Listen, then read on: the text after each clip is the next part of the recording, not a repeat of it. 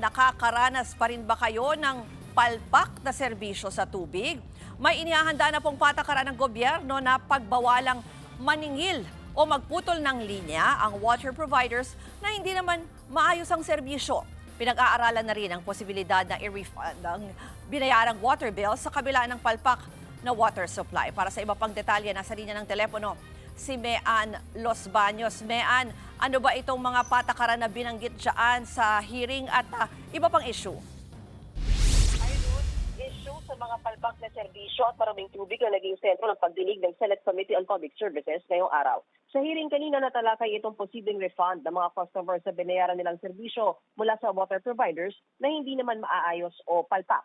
Hinirit ni Senate Committee on Public Services Chairman Raffy Tulfo na isyuhan ng notice ng National Water Resources Board o NWRB at Local Water Utilities Administration at LUA ang mga water companies na pag walang maayos na serbisyo o water supply at marumi ang kanilang tubig. Di dapat magbayad ang mga consumer at hindi sila dapat maputulan ng tubig.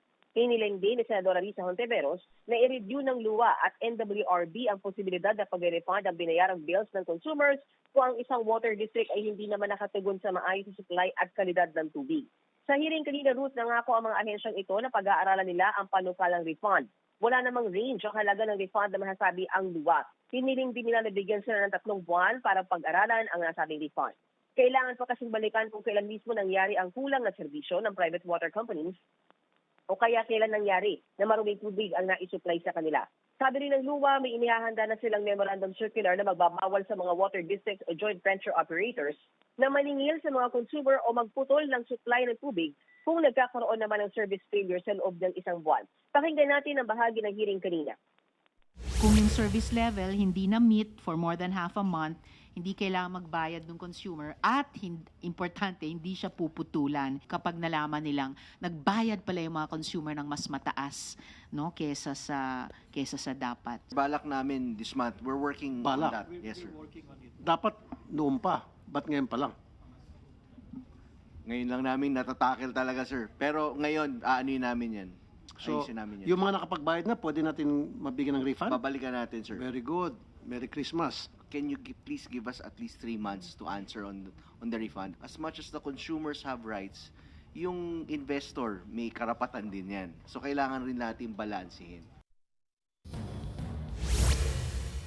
Samantala, Ruth, nagsagawa na rin daw ang Senado ng malawakan o ang opisina ni Senator Raffy Tulfo ng malawakang survey sa lahat ng water districts na may joint venture agreement. Gaya sa Prime Water na may 75 joint venture agreements, 70 ang sumagot sa kanilang survey. Lumabas daw na 61 local water districts ang hindi satisfied sa serbisyo ng Prime Water at karamihan gusto ng kumalas. Nasa 52 out of 70 local water districts ang nasa proseso na raw para kumalas sa Prime Water. Pakinggan natin, Ruth, ang pahayag ng Prime Water kaugnay niyan.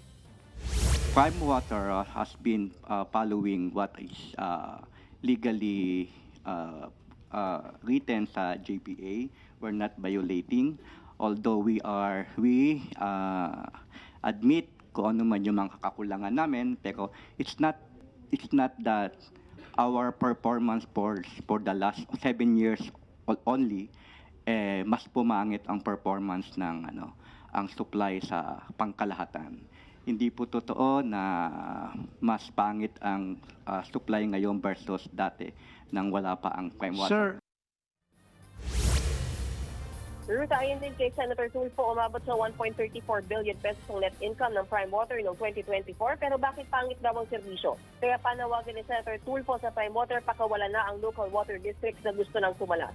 May kapangyarihan naman din daw kasi talaga ang local government na mag-regulate ng mga operasyon sa loob ng kanilang jurisdiction at magsuspindi ng business permit ng mga joint venture na di naman nagbibigay ng benepisyo sa mga constituents nila. Ruth? Yan po ang Express Report ni Mean Los Baños mula sa Senado. Mga kapatid, Ruth Cabalco, para sa mabilis na pasada ng mga balitang dapat niyong malaman, mag-follow at mag-subscribe sa social media pages ng News 5.